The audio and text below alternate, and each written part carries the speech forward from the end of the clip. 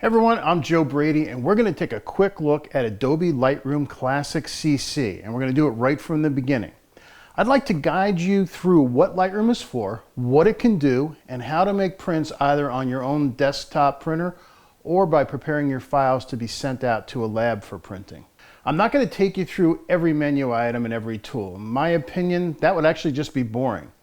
Let's go through this Lightroom session just like you would need to do when you have new photos to import, want to make some adjustments on an image or two, and then export the edited images to files ready for printing at a lab. Now in future sessions we'll go into more detail about each operation, but for now let's just see how everything works. Whenever you start using a new application, it can seem overwhelming. There's too much going on in the screen interface and you have no idea to get started. That's what I'm here for in this session. So let's go into Lightroom and get started.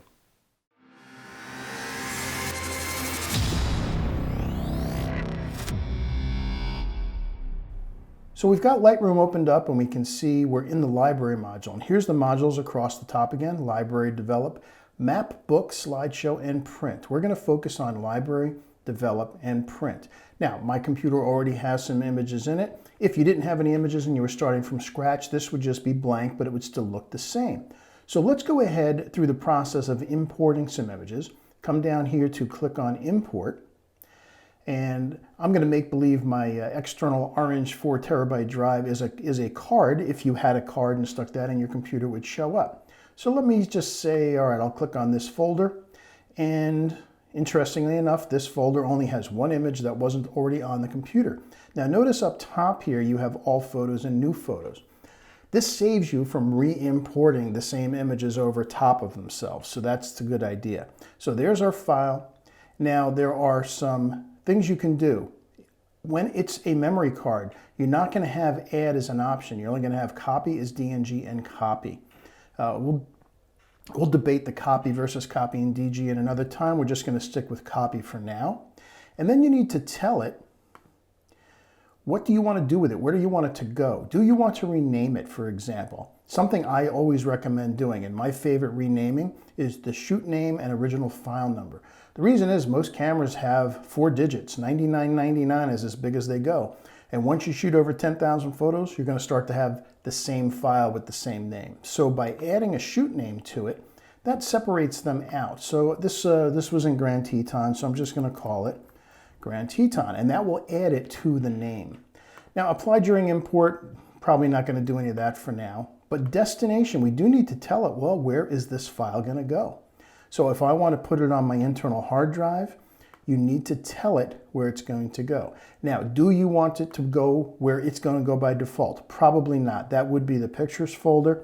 For now, we'll just stick with that. But organization in Lightroom is a fairly complicated subject, and I have a separate video just on that. But let's just go through the process. So we'll go ahead and put it in the default import place. And we just click on import, and it will import that one photo into our catalog. And there it is.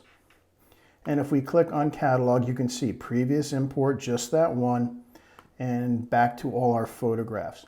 Now, the library module is where you organize things. So for example, I have collections here, and collections are groupings for a specific purpose. Above collections, you've got folders, and this is where you actually get to go look on any drives that are connected to your computer, and it will show you where all the files are that were imported from that drive. So it's another way to navigate.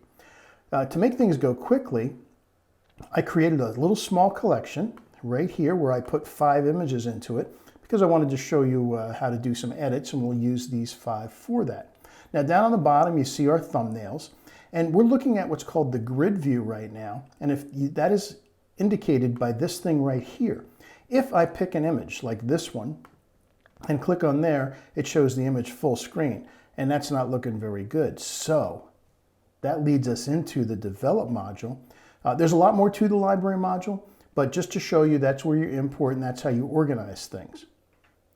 So the library module, after we've got our images in, then we move over to the develop module.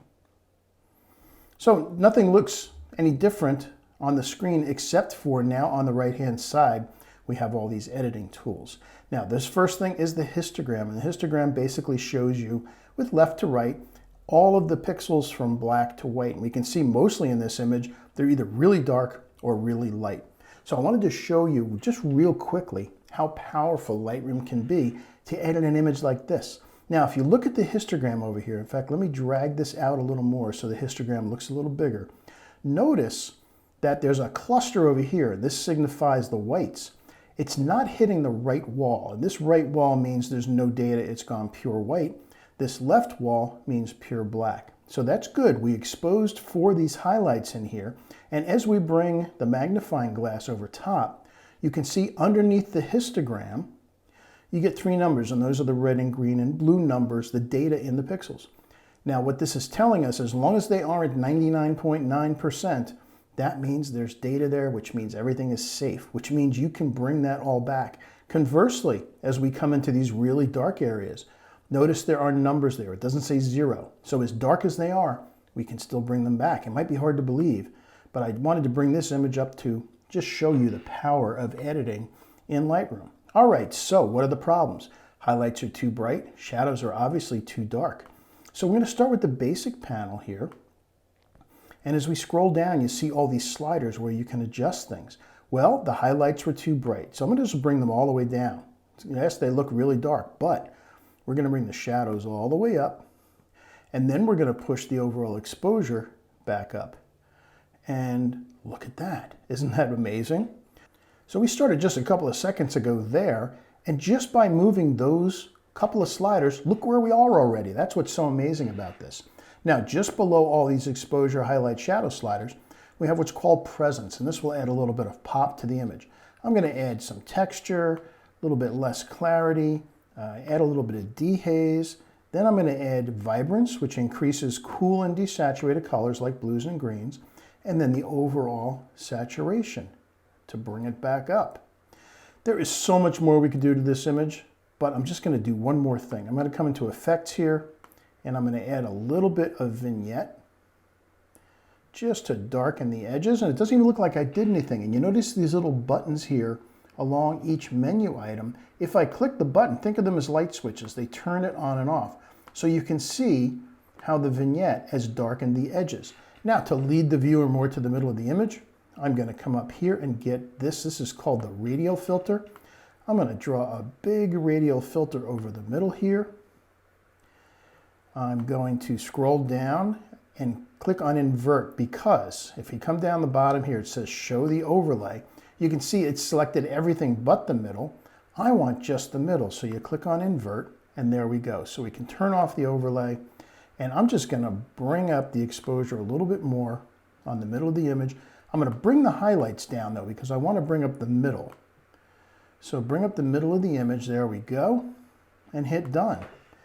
And that quickly, hit F to see it full screen. We're here. We started out there.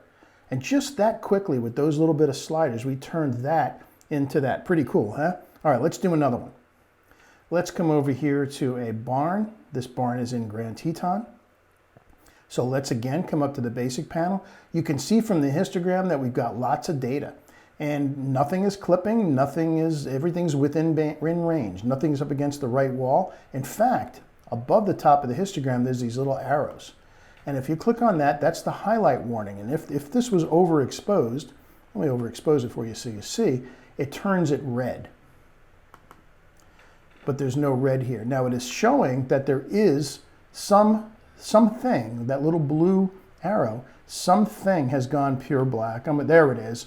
Oh, it's behind the barn door, deep in the barn. Guess what? It really would be black. So not something to be concerned about. So what can we do with this image? Some of the same problems, just not quite as extreme. The highlights are a little too bright. We want to maintain those details in the clouds, so let's bring those down. Let's open up the shadows all the way again. Already looking a lot better. Whites and blacks are fine, so let's go ahead and add some texture and clarity again. We'll add some dehaze since the mountains in the distance are going to be a little bit hazy. We'll add some vibrance, which brings that sky back, and some saturation for the barn itself. Looking pretty good already, but notice because this was shot with a wide-angle lens, the barn is at an angle. So we got to fix that. So if you scroll down, to transform. You'll see this one right here, this vertical transform. And if you bring this left and right, you can see what it does is it straightens and stretches the image with a grid. So I've got that grid. I'm going to line it up, use the right side of the barn there. And look at that, now the barn is straight. There's a button here called Constrain Crop, which will automatically crop to what is left of the image. That's good. And what else? Well, let's take a look at colors. Two color things I want to do here. The sky, I'd like to be a little bit warmer blue. So I'm going to come down to this one. This is called Hue Saturation Luminance. I'm going to click on Hue, get this little button here, and I'm going to click and push up. Now if I push up, notice the slider goes. I can make the sky purple, or I can take it the other way and make it completely cyan. I want to go probably about 12, plus 12 or so, just to add a little bit of warmth to the sky. Yeah, 14 looks good. Also, the foreground has lost some of its color, so we're going to do that with this filter. This is the graduated filter. I'm going to click and drag from the bottom up. Again, if you click on the mask overlay button here, you can see that's what's been selected. And let's bring up the saturation. I'm going to bring that up a bit so we can get some green back in that grass. Done. Again, looking pretty good considering where we started. So we started there just a minute ago, and we are already here, looking a lot better. Now let's figure a size for this for a print. Up here is the cropping tool. So we've got it set for original. Let's say I want to print this and I want, an 11 by 17. I think that'll look nice. Click on here, 11 by 17 is a setting that I have. I'm going to come down a little bit, crop this, and then move the image into the crop. And I'm going to put this grid so that my barn is on the right-hand side of the image. We've got the mountains in the distance. And whoa, one last thing. We have a spot. You see it up here? There's a spot on the sensor. And if we zoom in, there it is. So this tool is the spot removal tool. Click on there. And either with your brackets or with your keypad, make the opening of the circle just a little bit bigger than the spot. Click on it, and Lightroom gets rid of it for you. So there we go. So again, we started there, and now we're there. So let's say we want to take these two files we just edited, and we want to send them out to be prepared for our lab. So I'm going to hold down the Command key, again, right-click on a Windows machine, and I'm going to select these two images.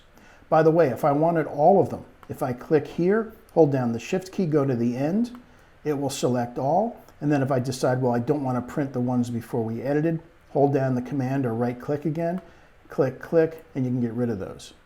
But again, all I really want is I want this one, and I want this one. All right, so those are the two I want to send out to the lab. Here's how you do that. Go up to File, Export. Now we're going to export it to the hard drive. You might have it go somewhere else. If you do, maybe to email or something like that, you want to choose hard drive. And the first thing you got to tell it is, well, where's it going to export to? So I want to go to a specific folder, and I'm going to click on Choose. Now on my desktop, I had already created a folder called Files for the Lab, and here it is, Files Ready for the Lab. You can call it however you want, but just create a folder for that. So we're going to go to Files Ready for the Lab, choose that. Do you want to rename it? You might want to change the name of the file, maybe to help the lab keep track of it for use. So I'm just going to put Brady at the beginning of it. It's not video. Let's come down to File Settings. Now this depends on what your lab asks for. They're either going to ask for a JPEG or a TIFF sRGB. For going out to a photographic printer, these are generally going to be the settings. JPEG sRGB at 100% quality. Image sizing. Don't touch this. There are some strange reasons to do it, but in most cases don't, so ignore that. Output sharpening, again, don't do that. Actually, the rest of this stuff, yeah, include the metadata. Watermarking, you don't want to do, it'll put a watermark over top. Post-processing, you don't want to do anything either. That's it, you just chose your folders. It's going to give it a custom name with, in this case, your name, and then the file number after it, and it's going to put it in a folder called Files Ready for the Lab. Then you simply click on Export, and you can see up in the upper left-hand corner here, it's saying export 2 files. It's exporting those 2 files we had just chosen. Okay, so that's done. In fact, let's just jump out to the desktop for a second. And if I go into my working files folder here, files ready for the lab, take a look, and there they are. There are the 2 images waiting to go out to the lab. At that point, you just follow your lab's instructions to upload your files, and you're good to go. But what if you want to print for yourself? You want to print on your own desktop printer. I'm going to bring up another file that I had ready to go. Image I've been working on. This is in Arches National Park, and I want to print this. So you simply come over on the right-hand side here where it says Print.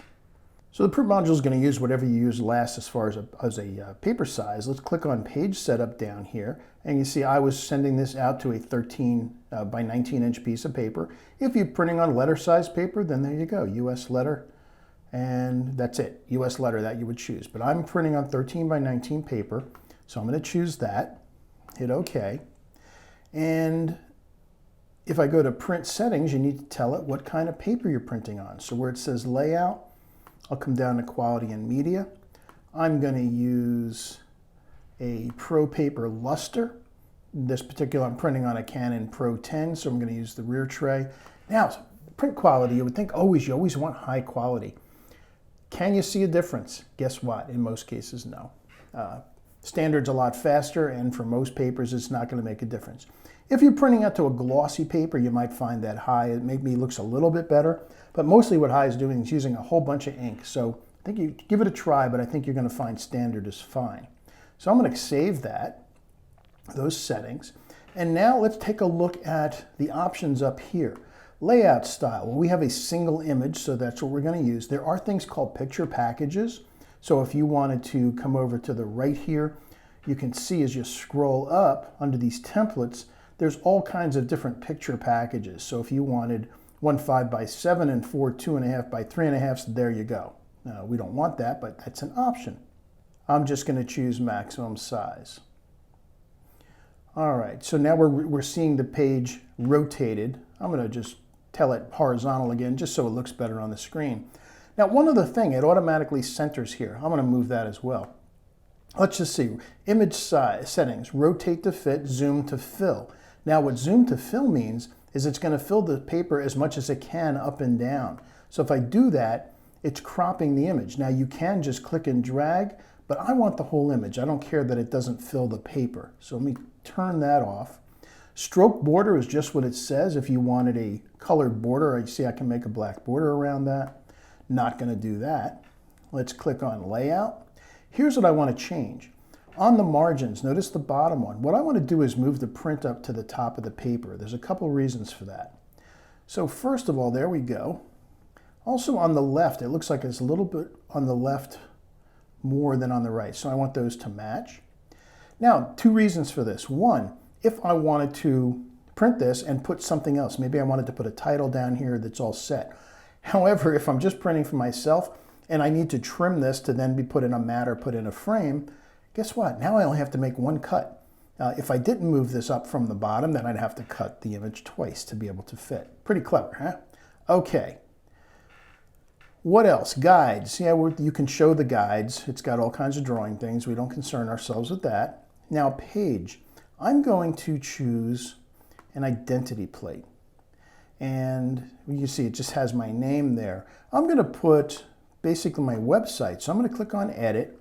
And I'm going to put joebradyphotography.com. And I'm also going to make it in the same font that I use for this, which is Trajan. So I'll scroll down to Trajan Pro, hit OK, and there is that.